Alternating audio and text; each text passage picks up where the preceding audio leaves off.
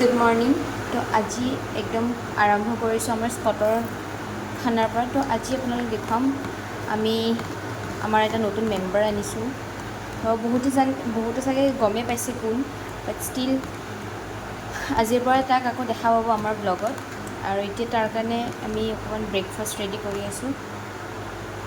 আৰু এইপিনে মায়ে বহুত দেৰিকৈ উঠিছোঁ কাৰণ ভাবিছোঁ কাইলৈ কলেজৰ ভাত খাই নাযায় আৰু স্কুল নাযায়, সেইকাৰণে ভাবিছোঁ অলপ দেৰিকৈ উঠিয়ে মই চাহ বনাই দিছোঁ। তাক বনালে দেখাই আছে আমাৰ নতুন মেম্বাৰ, মানে নিজৰে হৈ যাব আৰু অলপ দেখাই আছে আমাৰ স্কট। আৰু স্কটৰ কাৰণে এতিয়া মই অকণমান দৈ দিছোঁ লোৱা।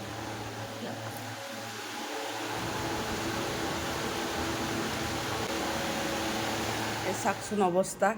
এইফালে সৰু শুই আছে, 9টা বাজে। এইফালে আমাৰ দেহা শুই আছে। গাৰু কভাৰ চভাৰ লগাইছিলোঁ, কিন্তু আমাৰ স্কৰ্ট পূৰা খুলি পেলাইছে। আৰু পায়েলে ৰেডি হ'ব কলেজ যাবৰ কাৰণে। তাই সোনকালে উঠিছে বাৰু। সৰু সৰু উঠ, নুঠা?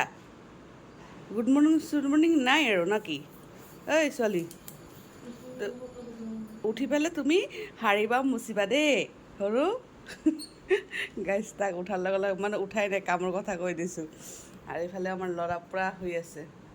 আৰু বাদ বাকী মই এটা ঘটনা কি হৈছে, চব কাম হ'ল, কিন্তু বাচন ধোৱা নাই। পাকঘৰটো পূৰা ক্লিন কৰিব লাগিব, বহুত লেতেৰা হৈ আছে দেই। তাৰপিছত কি খবৰ তোমাৰ? আপোনালোকে নাভাবিব তাক বান্ধি থওঁ। এই অলপ আগতে মানে 5টা বজাত তাৰ কাৰণে উঠিব লগা হয়, কাৰণ মানে বাহিৰৰ লেট্ৰিন কৰাই থৈ আহে, তাৰপিছত অকণমান এৰি দিয়ে ঘৰটোৰ ভিতৰত ঘূৰে। চাওক কেনেকৈ চায়। এতিয়া ব্ৰেকফাষ্ট কৰাৰ পিছত অলপমান বহিছে, পিছত আকৌ এৰি দিব লাগিব। ঘৰটো পূৰা দৌৰি থাকে সি। আৰু ইয়াৰ কাৰণে ফেনটো আমি ৰেডি কৰি থৈ দিছোঁ, কাৰণ ফেন নহ'লে গৰমত বহুত গৰম পায় ন, সিহঁতৰ গৰমটো বেছি। আৰু এতিয়া আমাৰ দেজী পিটু পুকু মুকু কোনোৱেই নাই। তাৰ ভয়তে মানে একদম তলত থাকে, নহ'লে ওপৰত থাকে। নহ'লে আপোনালোকে দেখা পালে হয় আমাৰ চিৰিটোত গোটেইকেইটা থাকিলে হয়। এতিয়া তাৰ ভয়তো কোনো এলেকাতেই নাই। চাওক এলেকা পূৰা খালী তাৰ কাৰণে।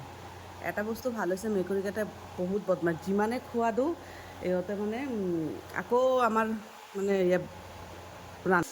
ঠিক আছে, চাই থাকিব। Bye bye. চাব দৰ্জা বন্ধ কৰিলে খং উঠিব। যাওঁ দেই, যাওঁ, তুমি থাকা হা, তুমি থাকা, বাই বাই বাই।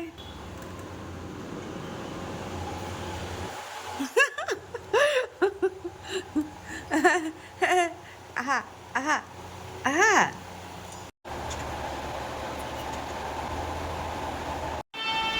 ৰেডি।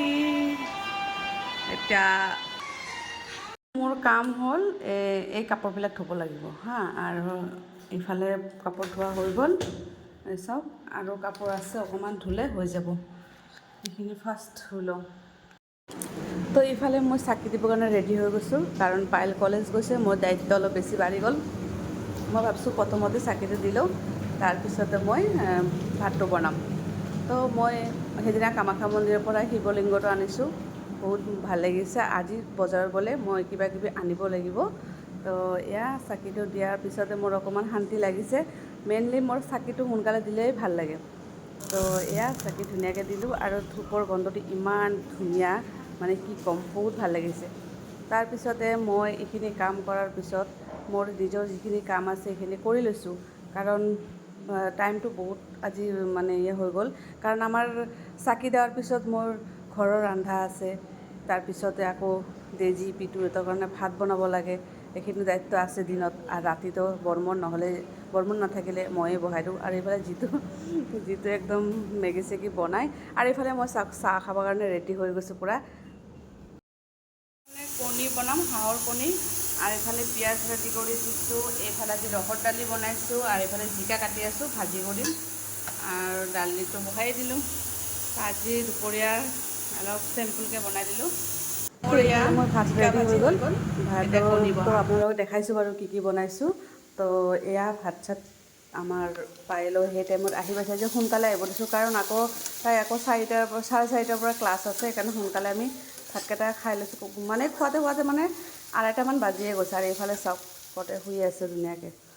কাইলৈ কলেজৰ পৰা আহি ভাত চাত খাই আকৌ তাইৰ ৰেষ্ট নাই, আধা ঘণ্টাৰ ৰেষ্ট নাই, আকৌ তাই মেকআপ ষ্টাৰ্ট কৰিছে কাৰণ আকৌ ইনষ্টিটিউট যাব লাগিব।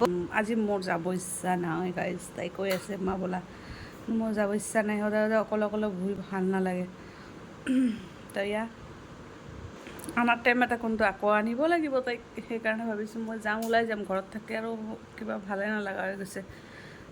এতিয়া তাইক মই ৰেডি কৰি দিছোঁ, এইখিনি তাই অলপ কৰিব বেয়া পায়, সেইকাৰণে মই অকণমান কৰিছিলোঁ। এতিয়া দেৰি হৈছে কাৰণ 4:30 তাৰ সোনকালে যাব লাগে, আজি শাৰী পিন্ধি যাব লাগে। কেনেকুৱা হৈছে ক'বচোন, অলপ জনাব। আমাৰ দিন ভাল, আজি বেবী আহি পালে। এই চাপ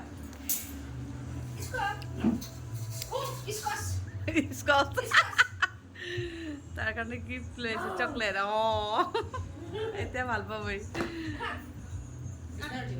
বা লেবেল তাৰ চাচোন, ফূৰ্তি পাইছে, গম পাইছা? এই ভাল পাইছে আৰু নাচাই ক'তো চা। ধুনীয়া লাগিছে।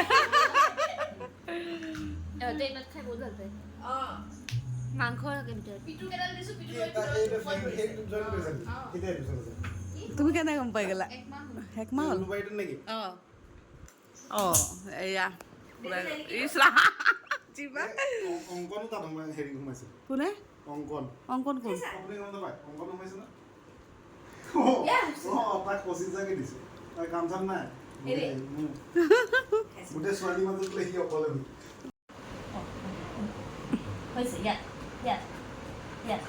ফুৰাব আনিলোঁ আৰু পিটো ইমান বদমাছ, সি জোকাই আছে চাওকচোন। আহা, সেই দুজন লাগে বাৰু তাক। আৰু আমাৰ এইফালে শনি পূজা হ'ব, সেইকাৰণে পেণ্ডেল চেণ্ডেল বনাই থৈ দিছে। কি কৈছা? তে নোৱাৰে নেকি, সৰু ইমান ইমান কুকুৰৰ মাজত নোৱাৰে।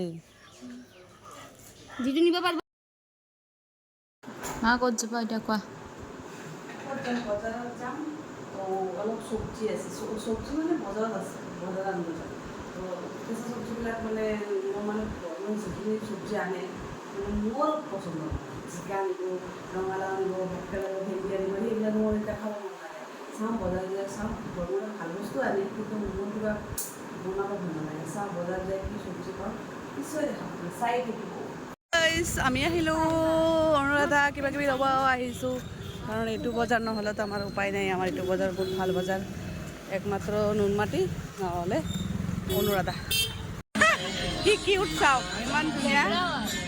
হা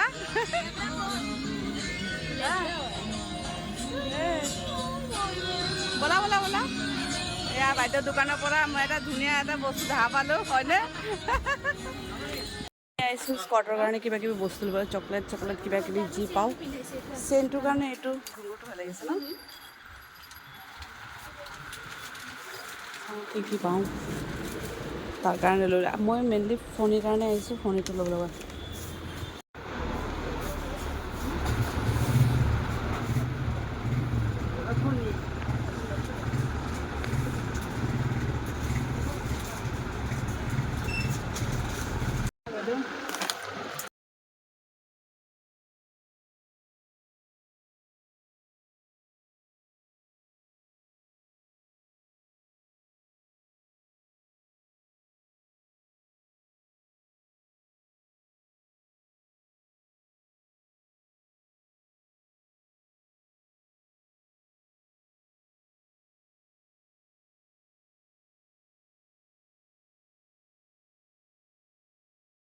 চাওমিন আনিছিলোঁ, চাওমিন খাই আছোঁ। পিছত নাজানো আৰু ভাতটো পেটত যায় নে নাযায়। এতিয়া 10টাই বাজি গ'ল, ভাতটো বনাব লাগিব। তো এতিয়া তাৰ কাৰণে ভাত বহাই দিছোঁ, মাংসটো বেছি দিছোঁ, চাউল অকণমান দিছোঁ, কাৰণ আকৌ পিটুহঁতৰ কাৰণে বেলেগকৈ বহাব লাগিব। আৰু মানে আগতে সোনকালে তাক দি পেলাই সিহঁতক আমি দিওঁ। তো ইয়াক খুৱাই দি আছে, সৰুৱে ধুনীয়াকৈ মানে ভাতটো কমেই খায়, অকণমান খায়।